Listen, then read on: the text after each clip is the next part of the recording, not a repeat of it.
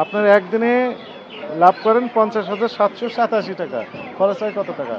70 টাকা বিক্রি করছে পাশে, এই ইনি বিক্রি করছেন 80, আপনি বিক্রি করছেন 90। মগের মূল্য নাকি এটা?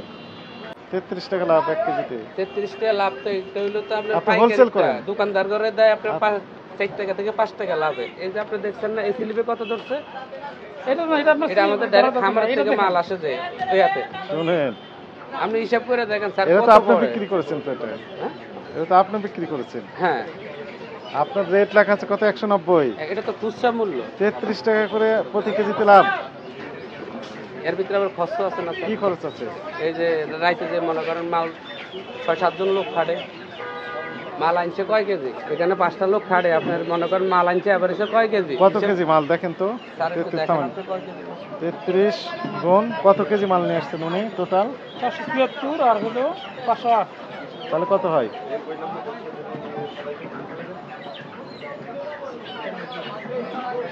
476 হ্যাঁ, যোগ 500, 984 কেজি। 508 না 614?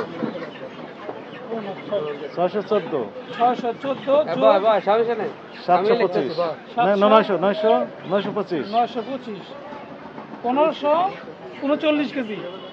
39 কেজি, 1,17,000, 50,787 টাকা লাভ। 50,787 টাকা লাভ। কয় কেজি মাল? আপনার একদিনে আপনি এটার লগে এটা মিলাইতে হবে, কথা শুনেন, এটার লগে এটা মিলাইতে হবে। এটা দোকানদার করে দিছে যে এটা এটা কয় কত টাকা লাভে দিছে এটা লিখেছেন? না কত দেখবেন। লিখেছেন কত? এটা তো হিসাব হলো খুচরা হিসাব, মানে এই যে আমরা খুচরা, আপনি তো সালানটা খুচরা বিক্রি করেন। থামেন এই যে থামেন, সালানটা খুচরা তো বিক্রি করেন। খুচরা বিক্রি করি। খুচরা কয় কেজি মাল বেচছি, ভ্যান থেকে দেন না হন মনে করেন 50 কেজি মালও বেচছি।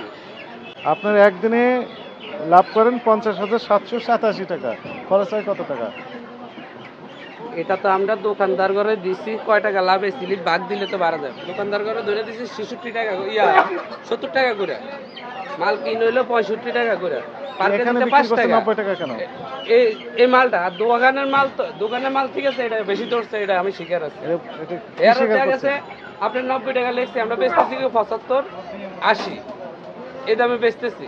কারণ আমরা গড় হাতটা যদি আমার পাইকারি হিসাব যদি গন্ধ কেজিতে 30 টাকা লাভ করি স্যার, তাহলে এটা তো 33 টাকা লাভ করেন। হ্যাঁ? 33, 30 না। কোন দোকানদার যদি বলে যে এই তো প্রমাণ হচ্ছে 5 এখানে টাকা, আছে।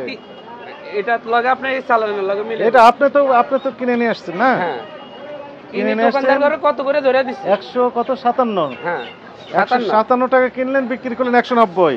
দোকানদার করে শুনেন, ধরে দিছি শুনেন। কত, খুচরা হিসাব ঠিক আছে এটা। আপনি তো খুচরা বিক্রি করছেন, 190 বিয়োগ 157 কত হয়? 33 টাকা লাভ 1 কেজিতে। এটা তো খুচরা দোকানে লাভ হয়, খুচরা দোকান হিসাব করলে আমরা তো এটা এই দামে বেশি না বিক্রি করেন না তো?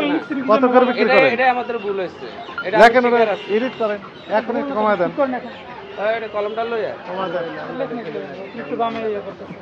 কত দিবেন নাকি? এখন 10,000 টাকা দোকানদারিও করি নাই স্যার, বেচাকিনি একদম খারাপ অবস্থা, ভালো না।